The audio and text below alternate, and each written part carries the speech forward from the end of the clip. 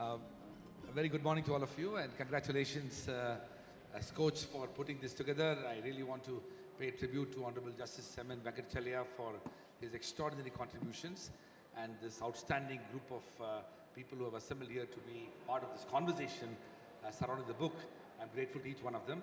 I know that Dr. Singhvi has to leave quickly, so as a part of his unbillable hours commitment, I want him to answer one question and then leave.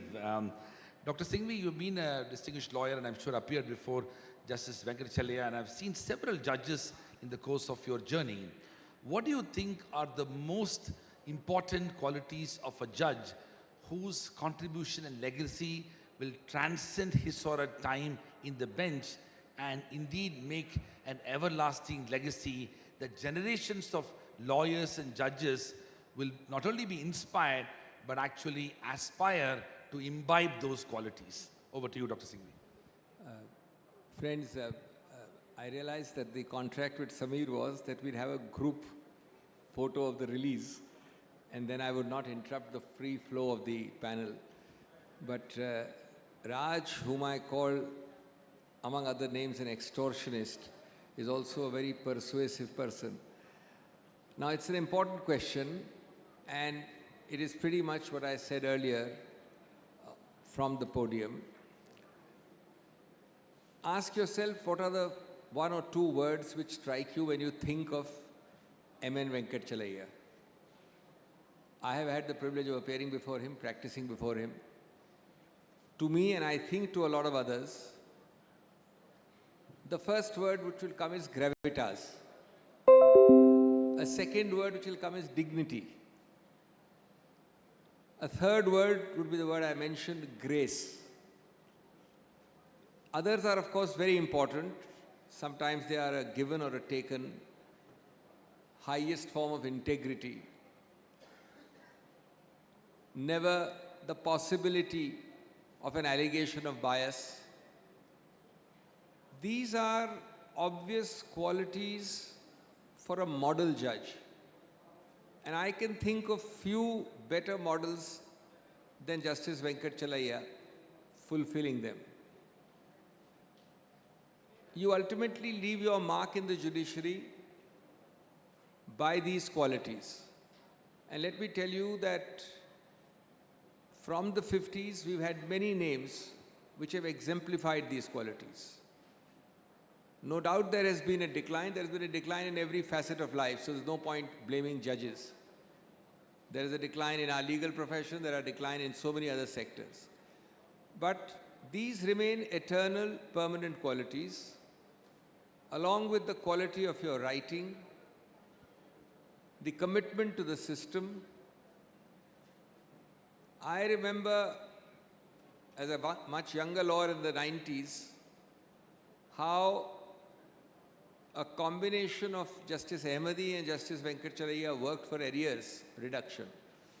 I was privileged to be, as a young lawyer, part of a team of 2 Indian lawyers, 2 Indian Supreme Court judges, and 4 American judges. And we studied the Californian system, which is the origin of ADR. The global origin of ADR is the Californian system. And it is our report which ultimately, with a gap of time, led to the Section 89 enactment in the CPC, which gives a menu of ADR options. But the seed was shown because of a collegiality, despite differences, no doubt, in that era as in other eras, between judges, of the need to decongest and declog the system. And Justice Venkatachaliah was an integral part. In between was Justice Verma, and then there was Justice Ahmadi, the then Chief Justice. So I think, in a nutshell, to answer your question,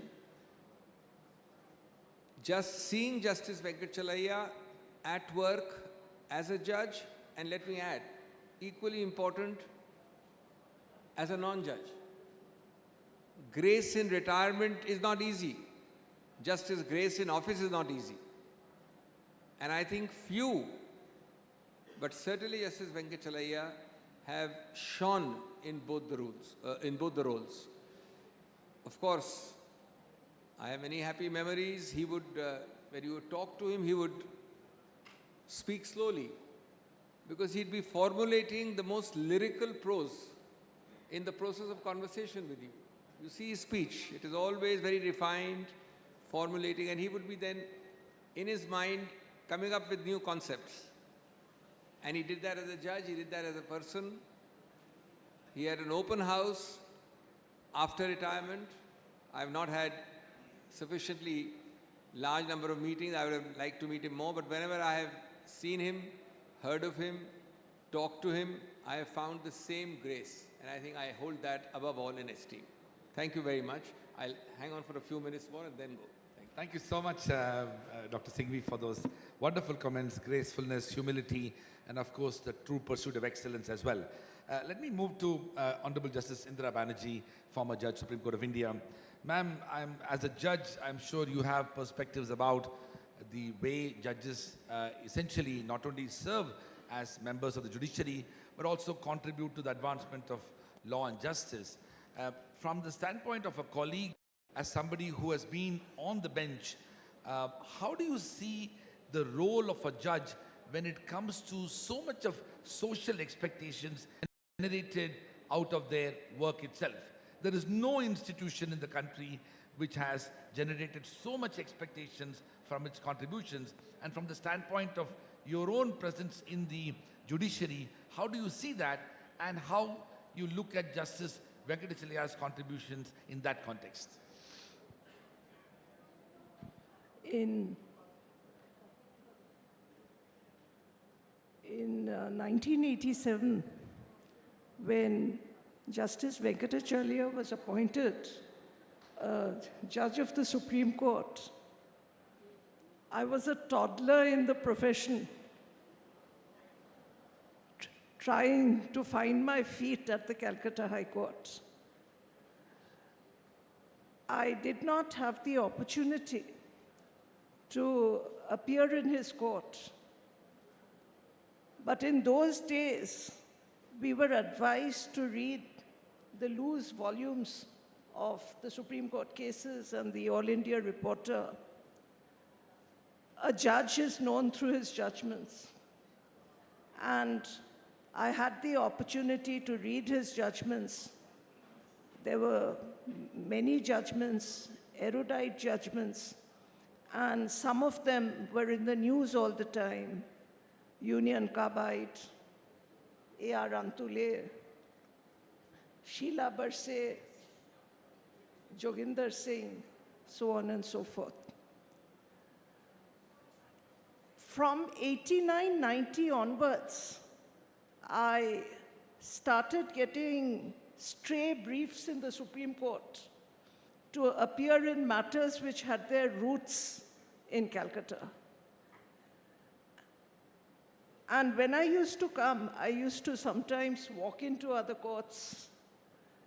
I walked into the court presided over by Justice Venkatachaliah, particularly when he was the Chief Justice of India.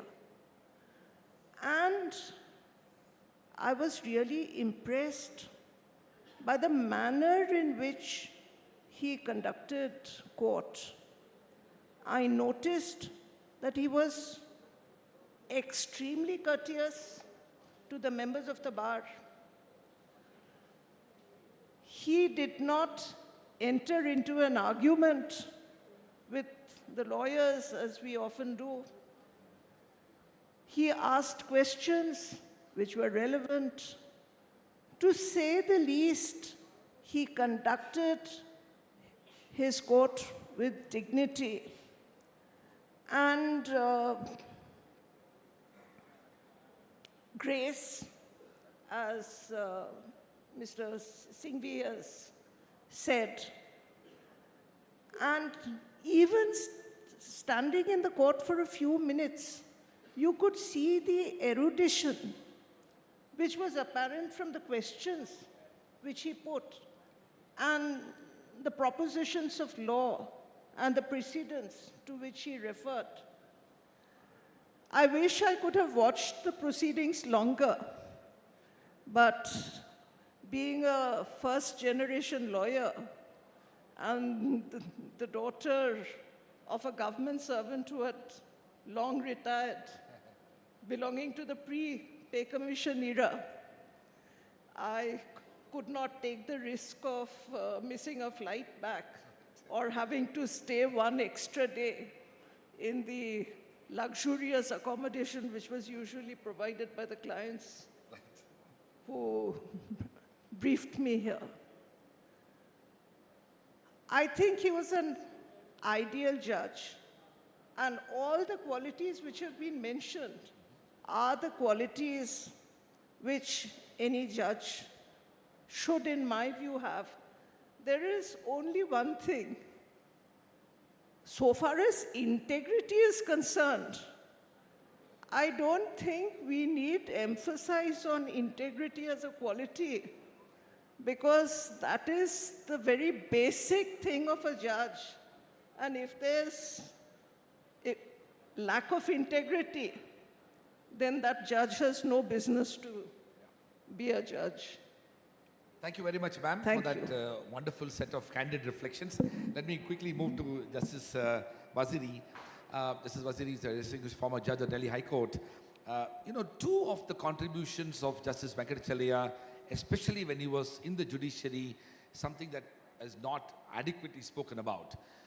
He, of course, spearheaded the efforts to address delays in the entire situation surrounding access to justice. The Supreme Court itself saw huge reimagination of court management system, and also something for somebody of that generation. He was an early supporter of technology. He embraced technology and strongly believed in the idea of technology contributing towards improving the efficiency of the justice delivery system. I would like you to briefly reflect on those two elements and, of course, share your own perspectives about Justice Venkatachaliah's contributions. What Justice Venkatachaliah, when he came in, many thousands of cases were pending. But by the time he left, the pendency was only 19,000 in the Supreme Court. That is truly a remarkable thing for a country so large that you could bring down the pendency to mere 90,000. Today we are in this range of 65,000, 63,000 pending cases in the Supreme Court. He streamlined the system of filing of cases and bunching cases together so that cases involving the same issue of law were decided quickly and disposed of. That's one aspect. The other was, he said he came to the view that it takes roughly 18 months for a case to get over in the Supreme Court. And this, if you bunch them together, they get disposed of faster. But now let me tell you a little more about the man himself. As Justice Banerjee said, I was a struggling lawyer at that time, toddler at the time when Justice Venkatachaliah became a judge of the Supreme Court. And from the same chamber, my senior, you've paid a tribute to my senior today. So whenever I would go to appear in his court, just to watch standing next to my senior, what struck me most was about the grace of the judge. His immense knowledge, his immense erudition, his equanimity. And one never felt at all threatened or in a way different in his court. He would encourage youngsters to speak up something beyond asking for Passovers. It was just, if you were seeking a Passover, he would always ask you, little more, tell us what's the matter about. That was wonderful coming from him. I'll add more to that. This book, this wonderful book, which has been put together, edited by Mr. Vivek Debroy and Mr. Samish Kochar, it talks about the qualities of this great judge. But to be a great judge, you have to be a great human being. And those qualities we've talked about. Justice Venkatachaliah has retired. And what a legacy is left behind, both in terms of legal principles, as well as in his farsightedness as to how the law will develop. Take, for example, he he thought about creating institutions which will be a great place for learning for judges. We have the National Judicial Academy in Bhopal. He ensured that it was up and running. Every year, hundreds and thousands of judges from all over the country, district judiciary and of the High Court, go there and try to keep abreast with the latest in the law, the latest developments in the law. They make friends for lifetime there also. You know, the beauty, the legacy he leaves is that he was so far-sighted in the sense that he could see, as one of the essays here by Mr. Sudhish Pai talks about, he could get a glimpse of the universal in the particular, of the future in the immediate. So when he, in his judgment about that Rajasthan versus some police officer thing, he talks about how a police officer must conduct himself in times of arrest. It's very interesting. He led the lines. Then very interesting, I was working as a junior at that time. His Renu Sagar principles, which Mr. Vakil has talked about. Those principles in ADR resolution, what he talked about at that time, public policy of India, now it finds reflection in fundamental policy, fundamental law of India. Those, he could see that far. Yeah. He could see that far and establish those principles. These were universal principles he could see there.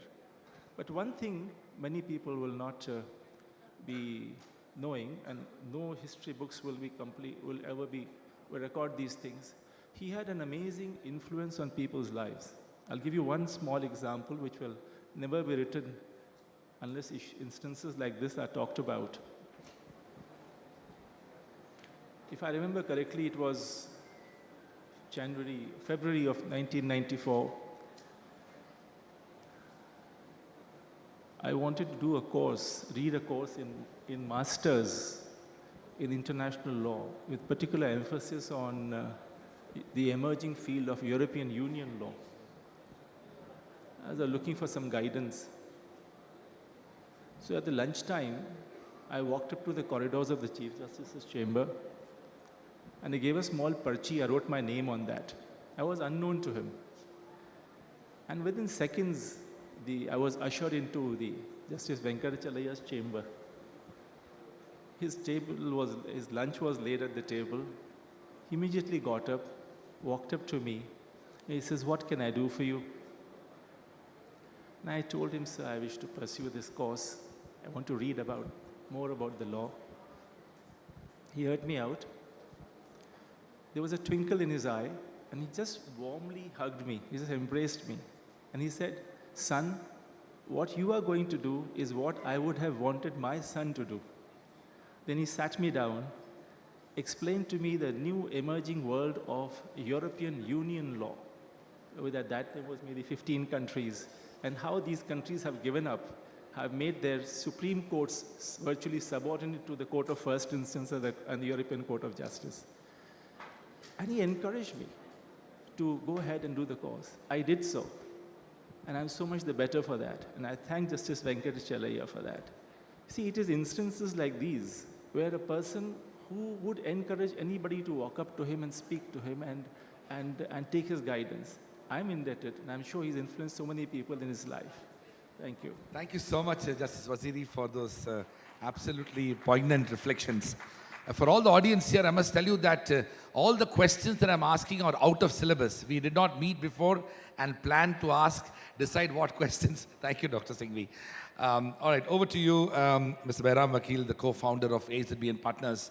Behram, one of the things that many distinguished judges are known, especially, is that they end up specializing in a certain field of law. So if you look at, for example, Justice Krishna here, to a large extent, we speak about his contributions to the human rights, expanding issues surrounding public interest litigation, equally Justice Bhagwati. But one of the remarkable qualities about Justice Venkatachaliah is that he straddled across multiple areas of law. He advanced public law.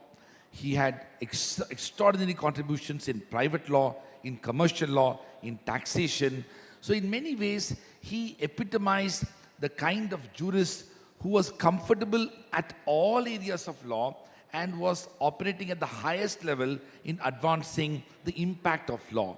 I want you to reflect about that role of Justice Venkatachaliah and of course more generally his contributions, especially in the field of commercial law and taxation. Thank you very much. I think I cannot agree with you more. And I think it's already been said a couple of times. I think Dr. Singhvi mentioned it and Sameerji also mentioned that in some ways there's over-specialization now. So we've got into, walls of specialization. And maybe it's my age, but when we started our practice, you had to practice across the board. So you went to court, 3-4 times a week, at least when you were at Little and Company, that's what you did. And you did property and corporate and, across the board, everything. Whatever was given to you, you ran with it. And that sadly, I think the pendulum is swung too much the other way. You will have a strong view on it. But I feel, just very quickly, that the English system, where they still have a 2-year training contract, 4 different seats, you have to have a broad knowledge of the different areas of law, is a very, very good thing. So that you can have Renaissance men, as I think Dr. Singhvi mentioned, and certainly Chief Justice Venkatachaliah was, we've all said it, that the breadth of what he achieved, the breadth of his knowledge, the breadth of his judgments, all the way from human rights to Union Carbide.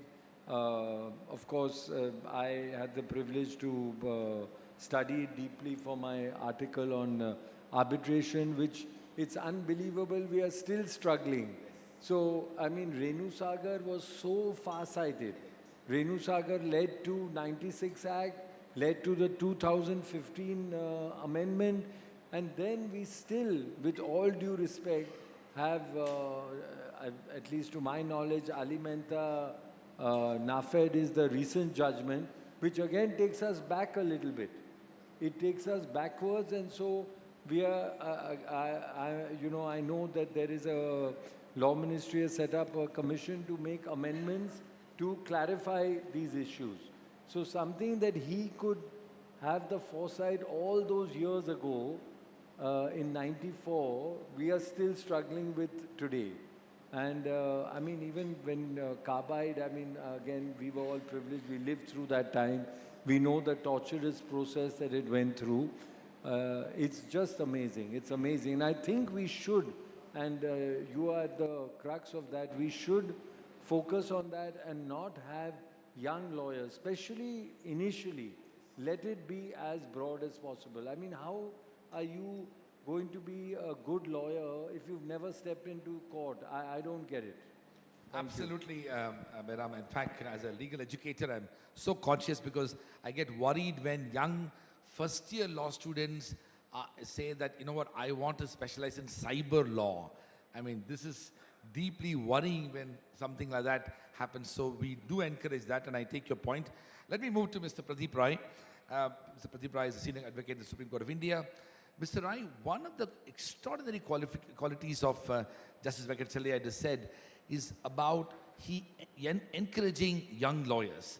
At a time when legal profession is somewhat not as democratic and inclusive it ought to be, at a time when more and more new generation of lawyers who are first generation lawyers who are entering into legal profession, a man like Justice Venkatachaliah was able to go beyond the traditional approach to looking at only those who have advanced standing in the legal profession, but is constantly encouraging young people.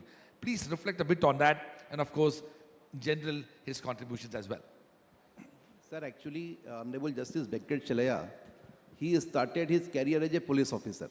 He was the IPS officer because his father wanted him to join police service prior to joining legal fraternity. But he did not like it and he left. He joined the profession. There are few examples that one, he is the founder of National Judicial Academy, so that reflects that how much he was into the education, not only for the younger generation, but also for the judges. When he became judge of the High Court, he was third in seniority when he was picked up for Supreme Court, because those days the then CJI, Justice R.S. Pathak, he was in a visit of different high courts and he was trying to find out good talents. So one opinion from almost entire high courts of South was that nobody is better than Honorable this gentleman. When then Chief Justice Sen, he requested him to meet, and he said that why don't you call on the Chief Justice of India? He said, no, I am not in habit of calling on anyone, and he did not meet him.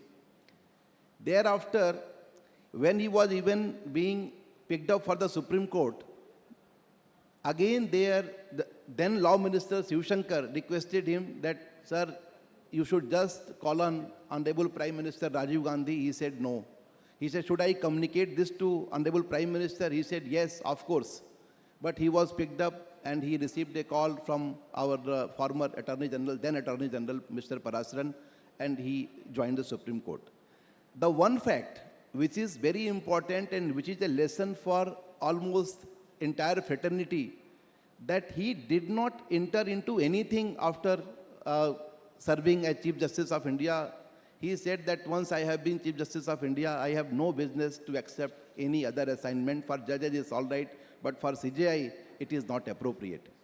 When he was again offered as the chairman of National Human Rights Commission by then Prime Minister Narasimha Rao, and fortunately I had known him since those days and I have seen him conducting, he said that I don't want to accept this assignment because I have made a commitment that once I have served as Chief Justice of India, I am not going to accept any assignment. But then Prime Minister personally called him and sent Padmanabhan Nabaya, the Secretary, Home Secretary, and he said, no, I want to meet him. Prior to rejecting this offer, he should meet me once.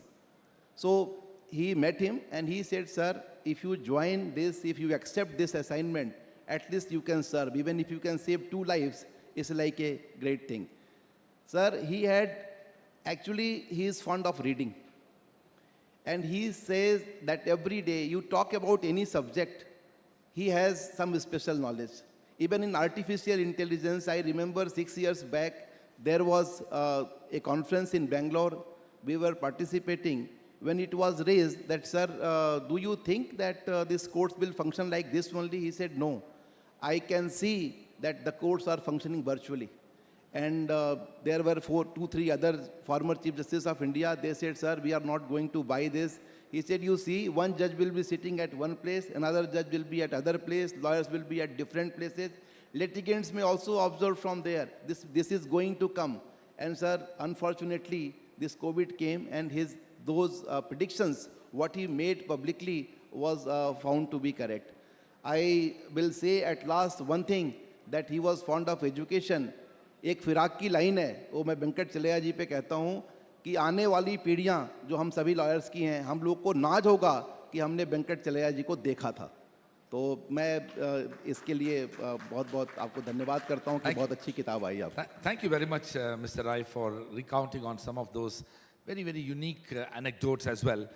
Let me say this, that I was so privileged to be at the National Human Rights Commission when he was the chairperson. Just when I graduated from Campus Law Center in 1997, I didn't become a lawyer. I decided to join the National Human Rights Commission. So I saw firsthand what he did in NHRC as chairperson during 97 and 98. Many people may not know, but because of his personal intervention, India was able to sign the Convention Against Torture. He personally engaged with the then Prime Minister and the Home Minister. But the tragedy is, even after India signing the Torture Convention during his tenure, we have still not been able to ratify it even more than 2 decades later. Another major contribution he did at NHRC was about manual scavenging. The Manual Scavenging Act had already been passed, elimination of manual scavenging. Unfortunately, it was not notified. He again took efforts to ensure that the act is notified. He worked on right to health, maternal mortality and anemia was a major problem. He was at the vanguard of it. In some ways, what he did is lay the foundations of the National Human Rights Commission, which was established in 1993 only. And he, of course, was one of the earliest persons who assumed the leadership. So truly remarkable for him to do that. Let me quickly move to Justice Banerjee. Justice Banerjee, we are indeed talking about the legacy and the contributions of Justice Venkatachaliah. One of the things that comes very strongly is his deep sense of independence, autonomy, and consciousness of his commitment towards speaking truth to power. A quality that you quite rightly said in the form of integrity should be assumed that judges ought to have. Now, without going into details, it is not an exaggeration to say that the issue of integrity, independence, autonomy of judges, even at the highest level, has come to serious questioning and scrutiny in the last several years. My question to you is that, what would you like to say about that trend that is developing, and how do we address it, and what can we learn from the life and legacy of Justice Venkatachaliah?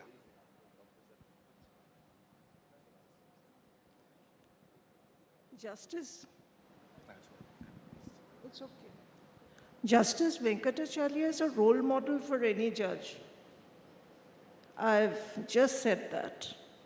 Now, so far as independence is concerned, I think independence and integrity, so far as judges are concerned, are interlinked.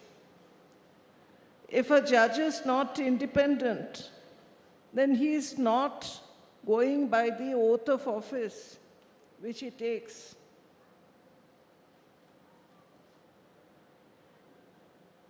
Again, I repeat, the basic qualities of a judge are his independence, his integrity, and his impartiality.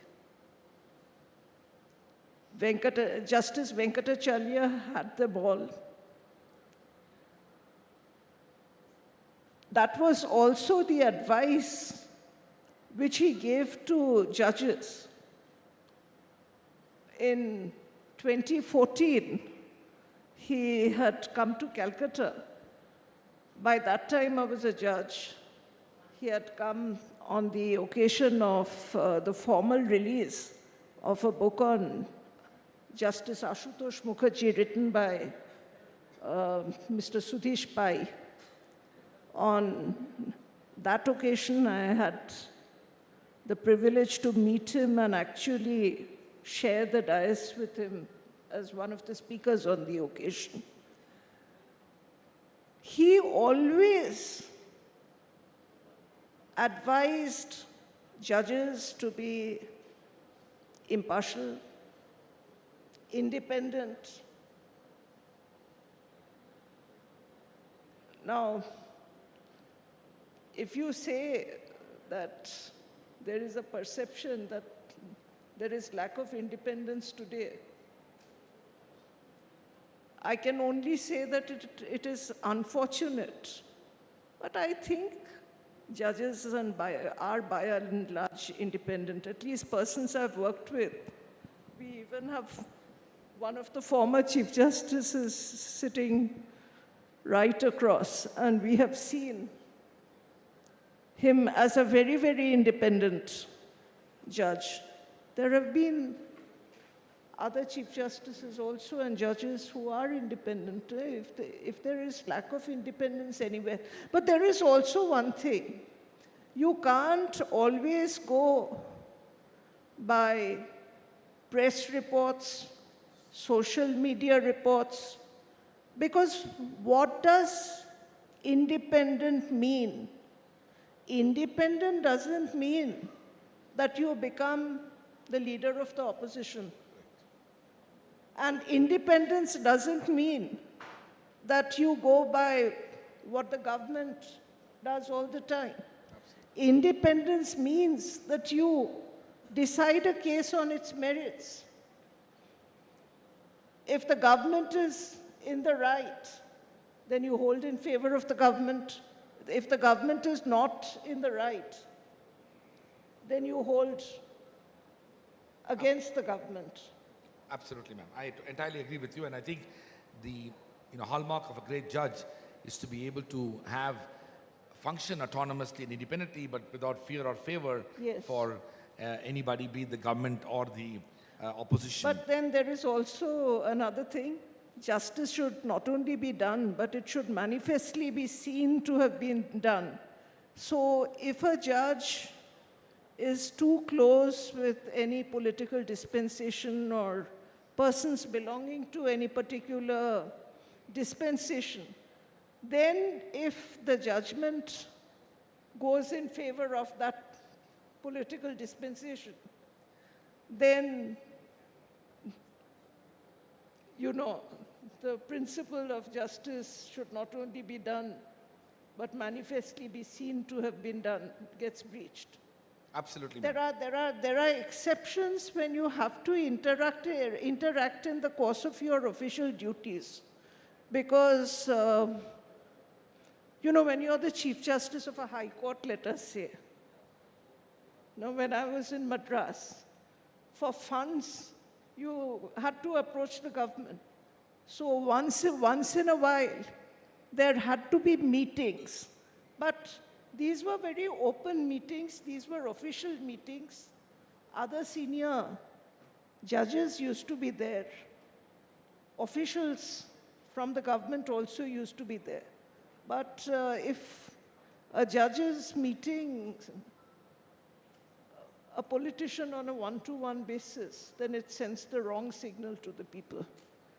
Absolutely, ma'am. Thank you so much for those reflections. Let me move to Justice Waziri, probably shifting gears a bit. So one of the things that many people outside the legal system, as in those who are not interacting directly with the judiciary, may not be familiar, is the extraordinary volume of work that our judges do. I mean, think about the fact that the Supreme Court of India produces over 1,000 judgments a year. If you look at counterparts in any part of the world, they don't do that much work.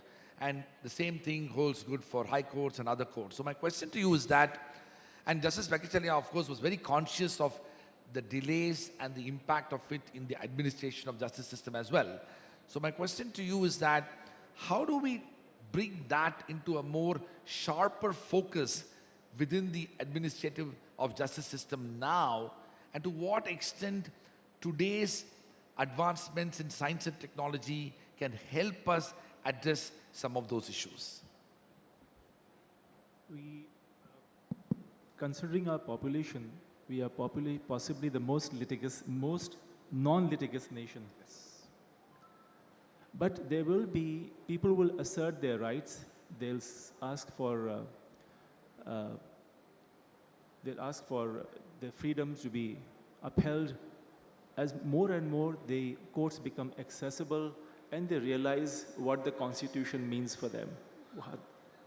So if you look at the population to the number of cases pending, it's a very, very minor one. Amongst the various measures in which various judges have tried, Chief Justice have tried to find solutions, is also the solution by Justice Lalit, who's sitting here.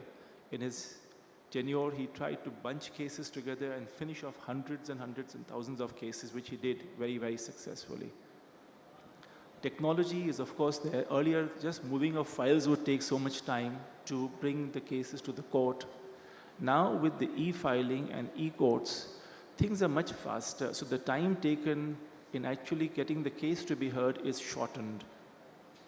It is easier for litigants to be sitting at home or wherever they may be, for lawyers also to travel.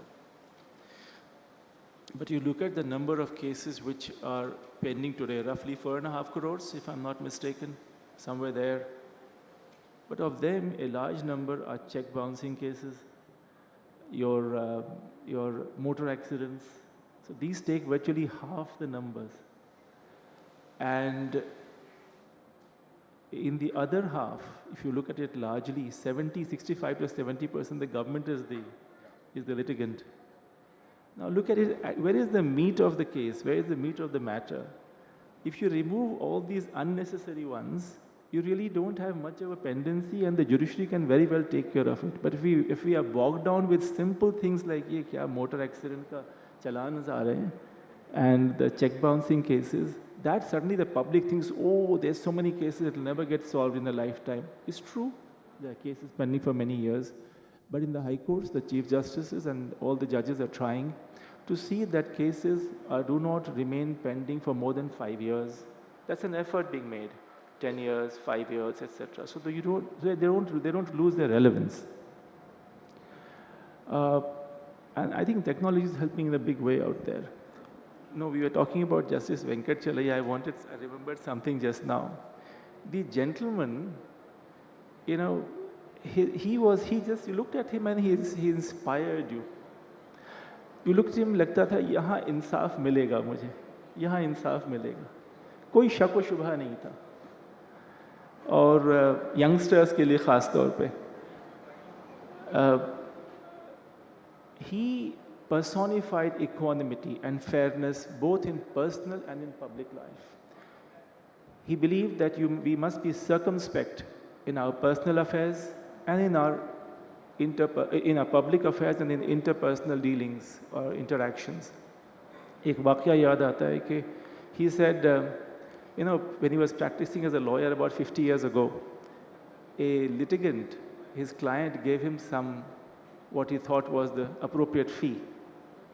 He kept 2/3 and returned 1/3 of it because he believed that the amount he retained was more than sufficient for the services rendered by him. That was the measure of the man, fair to the nth degree.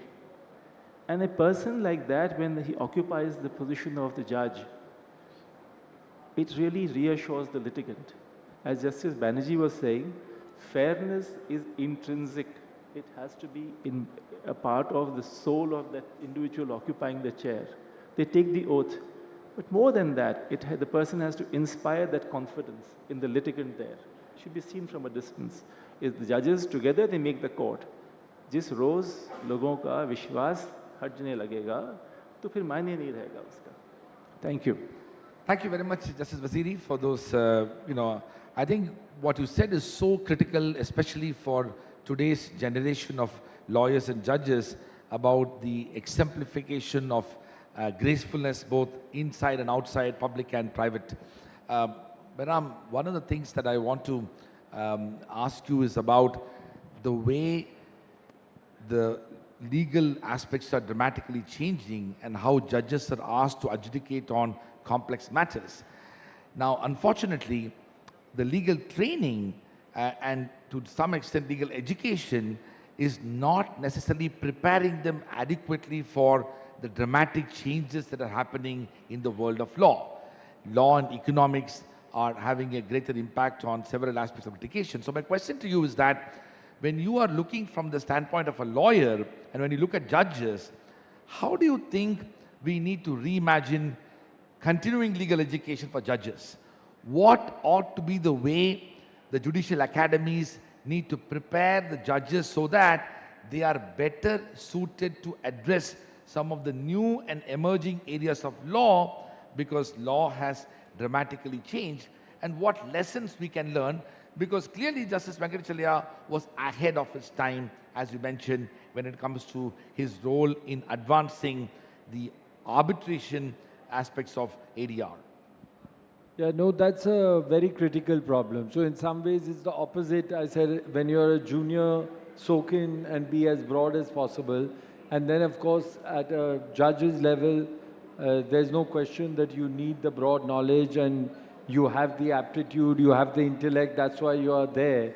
But in today's world, let me take an area where I have spent a lot of time, so bankruptcy.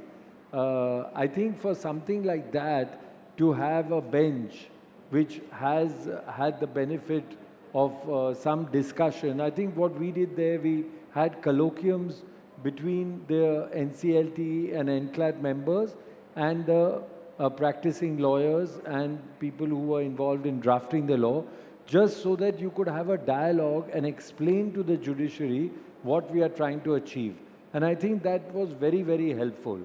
And Therefore, having specialization in those kind of areas, you know, as you said today, competition and bankruptcy and intellectual property, those areas to have that CLE and in an appropriate forum, because I know these are sensitive issues as well, is very, very useful. Because what has happened today, because IBC is getting so much priority, the regular company matters are suffering a lot.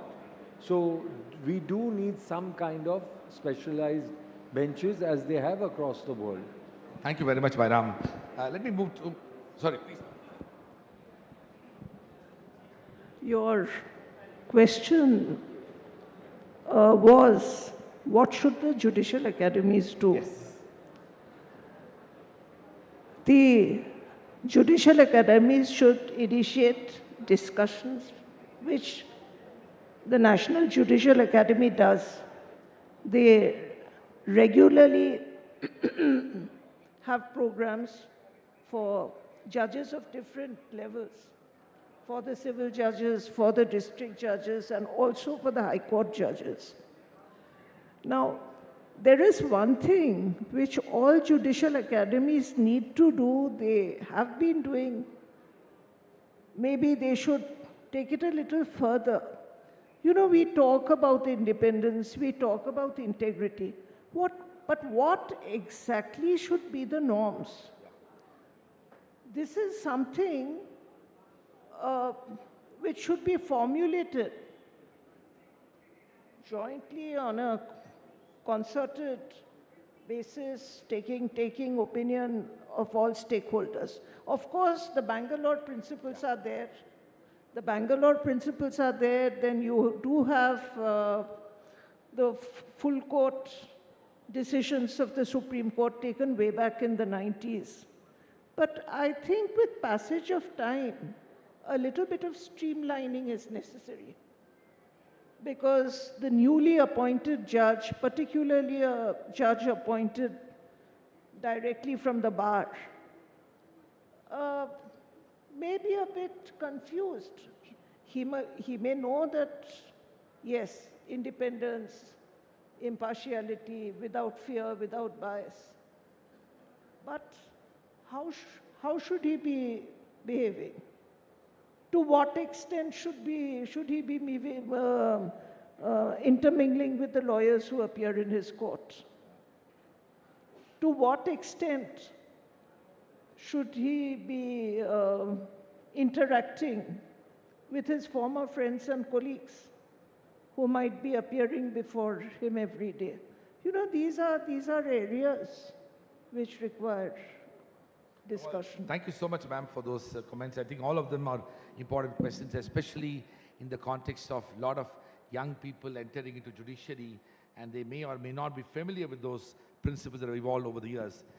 I'm conscious of time. We have another 9 minutes to go. So, Mr. Pradeep Rai, my question to you is that, you see, one aspect of Justice Venkatachaliah's contribution, which I think is quite remarkable, is the fact that he also remained a public intellectual. He not only confined his work as a judge, but the heart of his interest remains the true advancement of law, where even after judicial work, he continued to do so many other things. He was actually actively involved in the Center for Governance in Bengaluru. You mentioned about his contribution in the field of education.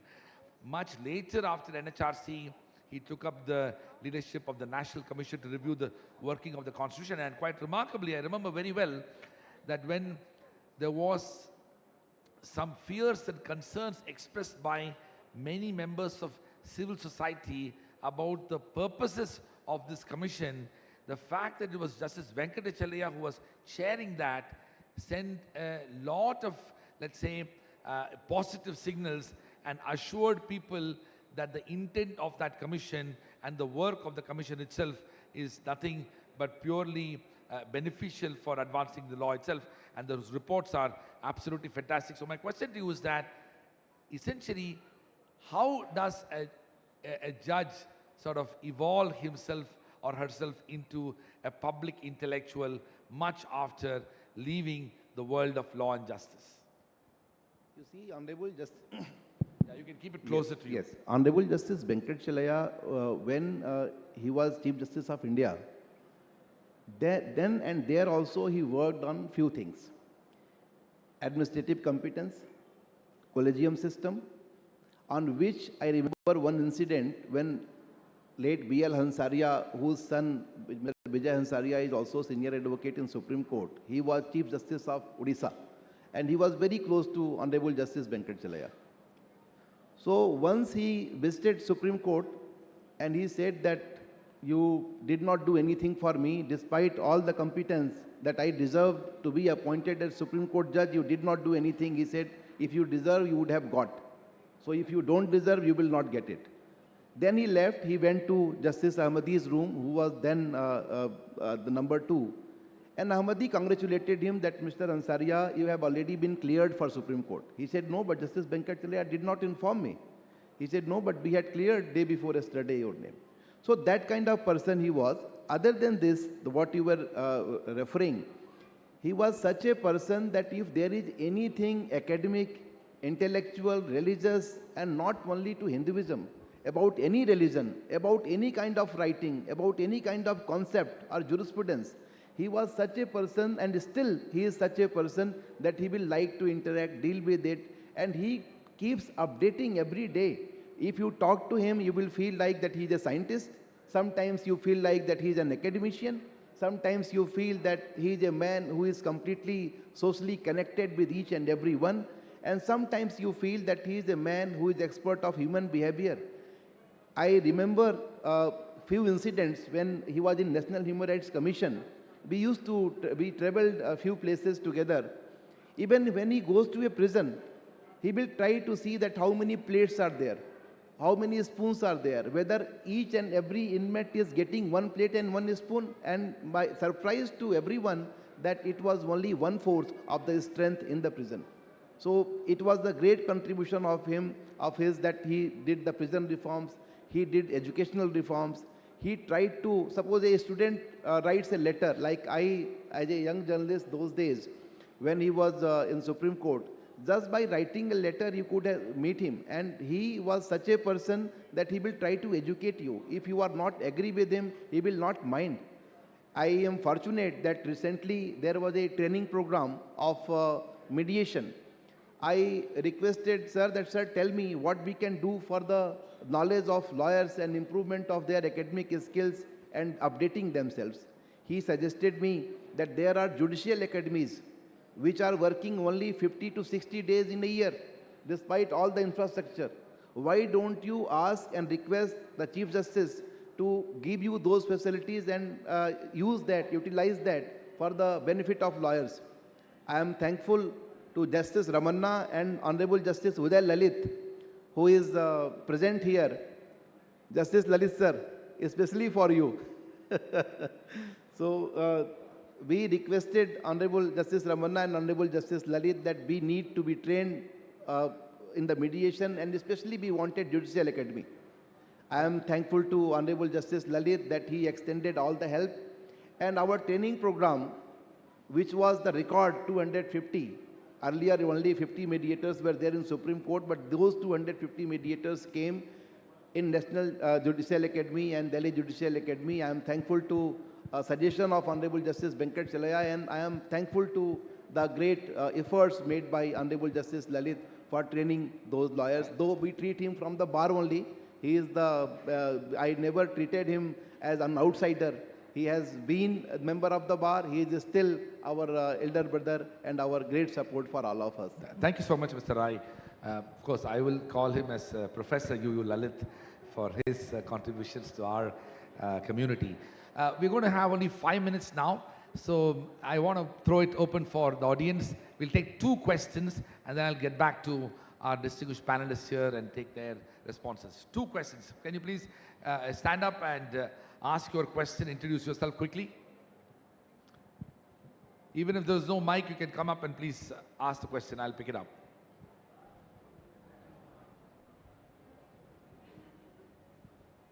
I'll collect 2 questions and then together they can answer. Yeah.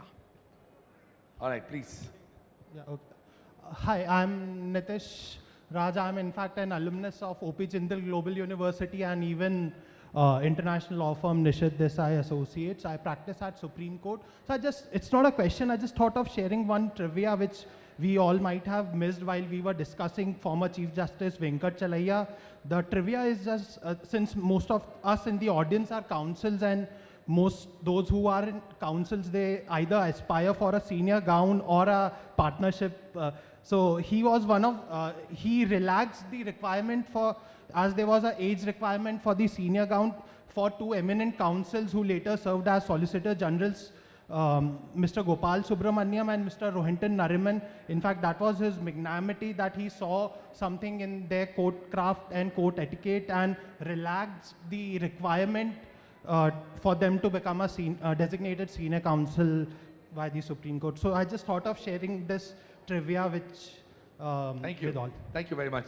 There's one question behind and then we'll wind up there. Yeah. Thank you, sir. Thank you for this opportunity. My name is Rishabh Sharma. My question is that in the time when the Supreme Court of India is seeing so many constitutional matters, especially touching the society, for example, Sabrimala, LGBT, and it's a matter where a lot of evolution of jurisprudence happens. So how do judges balance this jurisprudence and give out the decision on merit? Great. Thank you very much. So I'm going to request each of our distinguished panelists to spend 40 seconds in your closing comments. Over to you, Justice Banerjee.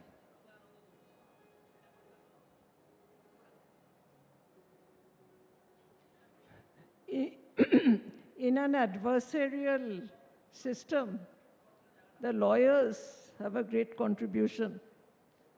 They make their arguments. The judges hear the arguments. They are supposed to have a good grounding in law. They go back and read, decide, try to appreciate what is an issue, and then lay down the law. If that is the question, that was the question. That's fine. I think, as you've said, they are difficult issues, and we live in a very dynamic society across the world. But after all, the judiciary is one of the key 3 pillars, and therefore it has an extremely important role to play. And as long as it doesn't usurp the legislative function, its importance is just super crucial. For a judge, or for a litigant, for the ordinary person in the society, it's important for him to carry the impression that I was heard. Most important is that the person was heard. And then the judgment follows, the decision comes. Very often a counsel may not be able to convey what is this, what are the various contours of the matter. It is at that time that the judge has to listen to the silences that I've said. To listen to the silences, वो बात जो कही नहीं गई, वो मुझे सुनना है, judge को सुनना है वो. And that's where the balancing comes. You listen, you look at the entire matter, it requires some mulling over. Tamam cheez ko, you have to look for the balance there. And that's what all judging is all about. It's the same thing in your daily life. Somebody comes to you with an issue, you have to look at it and be fair. Fairness should come out from your judgments. Thank you. Thank you. Please. Once a question was put to Lord Chancellor that what takes to be Lord Chancellor, and he responded that a judge should be gentleman and he should know little law also.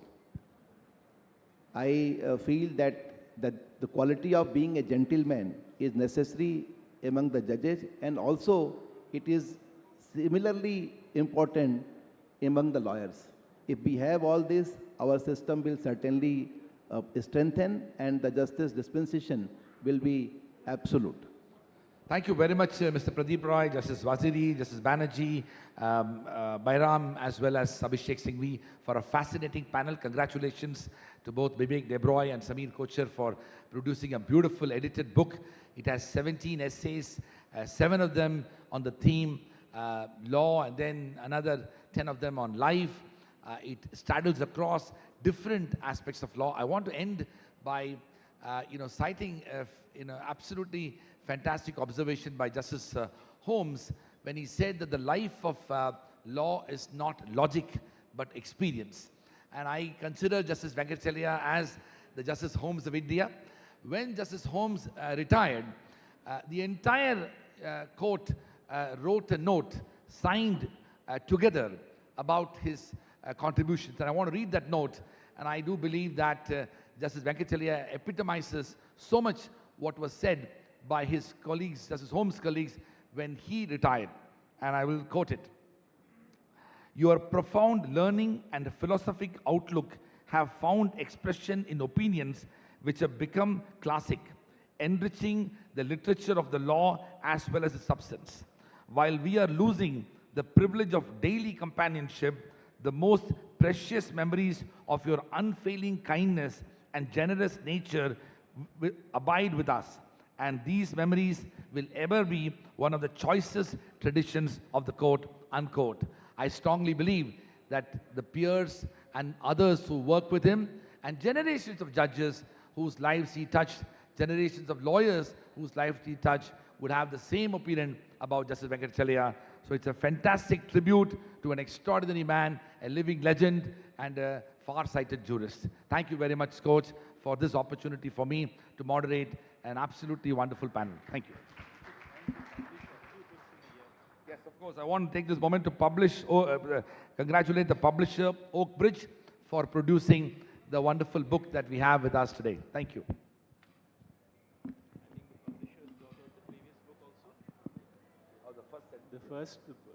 Last year also, I think they brought out a book on Justice Venkatachaliah, Oak Bridge. Congratulations to Oak Bridge.